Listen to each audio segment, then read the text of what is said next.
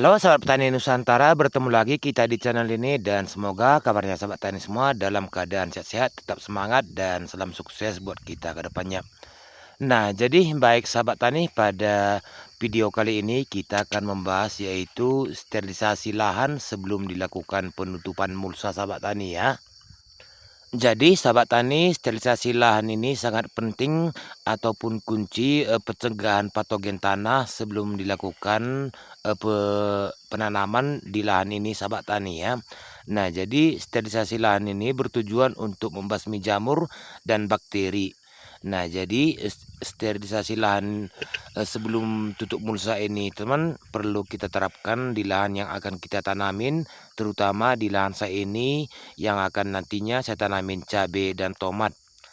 Nah, jadi sterilisasi lahan ini bertujuan juga mempercepat penguraian sisa tanaman yang masih ada di lahan ini sahabat tani ya. Nah, jadi di video kali ini sahabat tani saya akan memperlihatkan buat sahabat tani semua bahwa lahan ini udah lahan bekas tanaman cabai rawit lokal dan bekas tanaman kentang serta bekas tanaman tomat belajar kemarin sahabat tani ya. Dimana untuk video tanaman tomatnya sudah ada di sini sahabat tani, saya upload ya.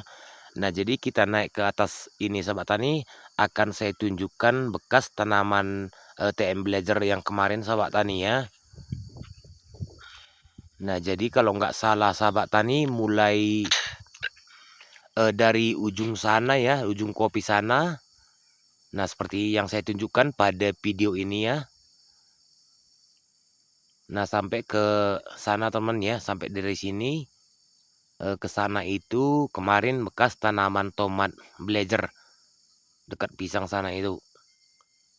Nah, itu bekas tanaman tomat Blazer sahabat tani ya, dimana videonya sudah ada saya upload di channel ini.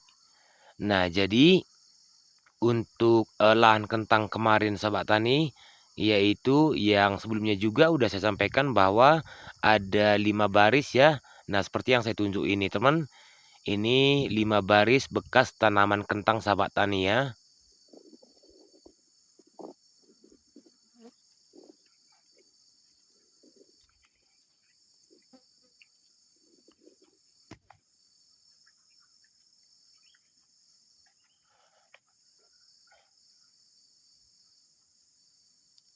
Nah, sampai di sini bekas tanaman kentang kemarin ya, saya tanamin.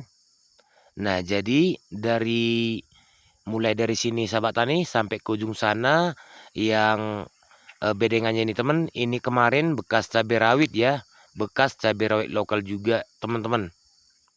Nah, mulai dari eh, pinggir tanaman kentang sampai ke pinggir ini yaitu bekas tanaman cabai rawit lokal sahabat tani ya.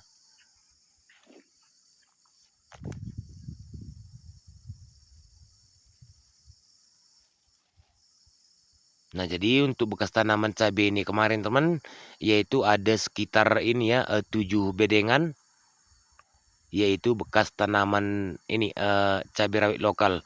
Jadi di lahan saya ini sahabat tani, ini ada jenis 3 tanaman ya. Yang pertama kentang, kedua tomat, dan ketiga cabai rawit lokal.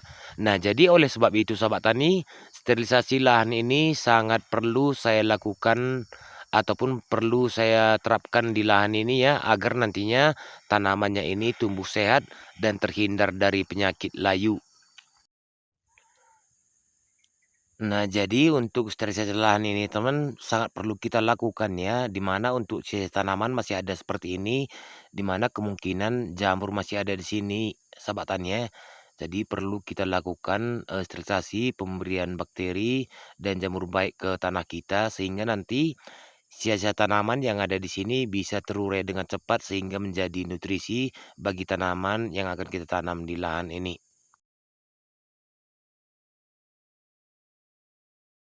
Untuk sterilisasi ataupun pemberian mikroba baik dan jamur baik ke tanah ini teman, baiknya kita lakukan minimal 2 kali ya sebelum dilakukan penutupan mulsa. Dimana kalau kita memperbanyak mikroba dan bakteri serta jamur-jamur baik ke dalam tanah kita, nantinya tanah kita ini menjadi sehat dan subur sahabat tani ya. Buat kita sahabat tani ya, petani-petani yang lahannya sudah bisa dikatakan janda, baiknya kita lakukan minimal 2 kali sterilisasi di lahan kita ya. Nah jadi untuk, lahan saya ini teman, sudah sekali saya lakukan sterilisasi ataupun, pemberian, mikroba baik, ke bedengan ini sahabat tani ya. Jadi untuk video kali ini saya akan melakukan, pemberian bakteri dan jamur-jamur baik yang kedua kalinya untuk lahan, pertanian saya ini. Perlu kita ketahui bersama sahabat tani ya, bahwa sumber penyakit layu pada tanaman cabai, kentang, dan tomat dan sayuran itu ada 2, yaitu jamur dan bakteri-bakteri jahat yang belum steril di lahan kita sahabat tani ya. Jadi pada prinsipnya kita lebih baik mencegah daripada mengobati sahabat tani. Baik sahabat tani, sekarang kita masuk, ke bakteri dan jamur baik, yang akan saya spray ke lahan ini sebelum dilakukan penutupan mulsa sahabat tani ya. Nah jadi untuk, penyemprotan sore hari ini sahabat tani, saya menggunakan mikrobakteri ya. Nah jadi teman-teman bisa melihat kandungan yang ada pada M21 ini, di mana M21 ini tergolong, lengkap sahabat tani ya. Dia mempunyai bakteri dan jamur baik untuk, kesehatan tanah kita. Nah, seperti ini yang saya gunakan sahabat tani ya, dan di sini manfaatnya teman, sangat, bagus ya untuk tanah kita. Nah, jadi manfaat M21 ini teman-teman yaitu dapat menyuburkan dan menggemburkan tanah yang tandus atau rusak serta kandungan tanah yang terlalu asam. Yang berikutnya teman, M21 ini berfungsi sebagai pembenah tanah yang rusak akibat residu kimia sehingga mampu memperbaiki sifat, fisika, biologi dan kimia tanah. Nah, yang berikutnya mencegah dan mengobati serangan layu yang disebabkan oleh bakteri dan jamur pada tanaman. Nah, yang berikutnya mencegah serangan akar gada dan busuk pangkal batang pada tanaman. Nah, jadi yang kelima sahabat tani, mampu membantu menetralisir pH tanah yang asam akibat penggunaan produk kimia jangka panjang. Nah, jadi yang keenam, mampu mempercepat proses fermentasi dalam pembuatan pupuk kompos, kandang, dan urin serta limbah organik sahabat tani ya. Nah, jadi untuk dosis pemakaian M21 ini sahabat tani, saya menggunakan 2 liter untuk, 200 liter air sahabat tani ya.